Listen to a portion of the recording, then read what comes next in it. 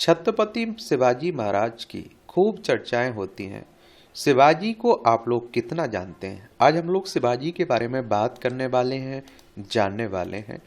महाराष्ट्र के सतारा में हो रही एक साहित्यिक सम्मेलन में दो दलित लेखकों ने जब शिवाजी की जाति पर टिप्पणी की तो पुरजोर विरोध होने की वजह से उन्हें सम्मेलन ही छोड़ना पड़ा। दलित लेखक प्रज्ञा पवार ने कहा था, शिवाजी मराठा यानी क्षत्रिय जाति से नहीं बल्कि निचली जाति से थे। मराठा समुदाय के गौरव का प्रतीक और महान योद्धा माने जाने वाले शिवाजी की जाति पर विवाद कई बार पैदा हुआ और कई लेखकों और किताबों का विरोध भी हुआ।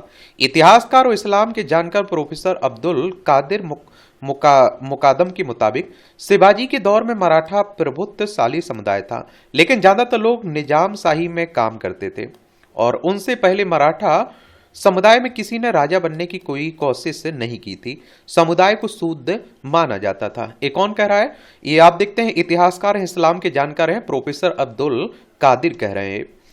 और शिवाजी ने औरंगजेब के खिलाफ अपना स्वतंत्र राज्य बनाने की कोशिश की और सफल भी रहे। वो मराठों में राजा का ओहदा पाने वाले पहले थे, इसलिए उनके लिए जरूरी था कि हिंदू परंपरा के मुताबिक उनका राज्याभिषेक हो और लोगों से मान सम्मान के अलावा उनकी राजशाही को धार्मिक मान्यता मिले। धर्म के अनुसार राजा बनने का अधिकार सिर्फ क्षत्रियों को था। ऐसे में उन्होंने जाति प्रथा की इस व्यवस्था से निकलने की कोशिश की। उन्होंने काशी के मान ब्राह्मण गंगा भट्ट को बुलवाया और जिन्होंने आकर दावा किया कि शिवाजी दरअसल राजस्थान के क्षत्रिय जाति के ससोदिया परिवार के वंशज हैं। इस बात को मान लिया गया और शिवाजी की बदौलत पूरा मराठा समुदाय को क्षत्रिय होने का दर्जा मिला। कर्म, कौशल और ज्ञान के संदर्भ में शिवाजी को क्षत्रिय जाति का ही मानना चाहिए।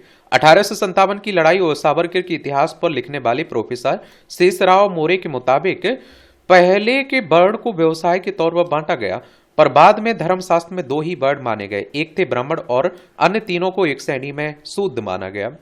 और इसके पीछे कुछ पुराणों में बताया गया कि एक मिथक था। इसके मुताबिक विष्णु के अवतार माने जाने वाले परशुराम और क्षत्रियों की भी लड़ाई हो गई और उसमें सब क्षत्रिय मारे गए।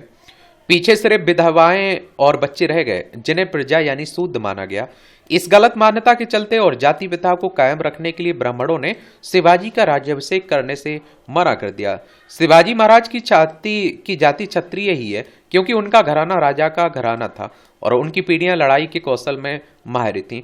वो राजस्थान के राजपूत घराने से महाराष्ट्र आए थे और क्षत्रिय और शूद्र की ये बहस बिल्कुल बेमानी है।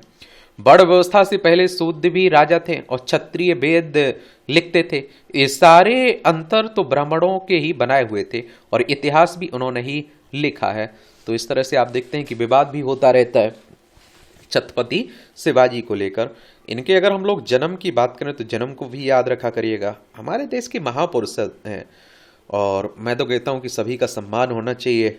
अब विवाद करने वाले विवाद करते रहे, क्या छत्रपति शिवाजी विवाद करने वाले विवाद करते रहते हैं। 19 फरवरी 1630 में इनका जन्म हुआ था और इनकी डेथ हुई थी 3 अप्रैल 1680 में। आप लोग क्या सोचते हैं? अपनी राय जरूर बताया करिएगा। धन्यवाद।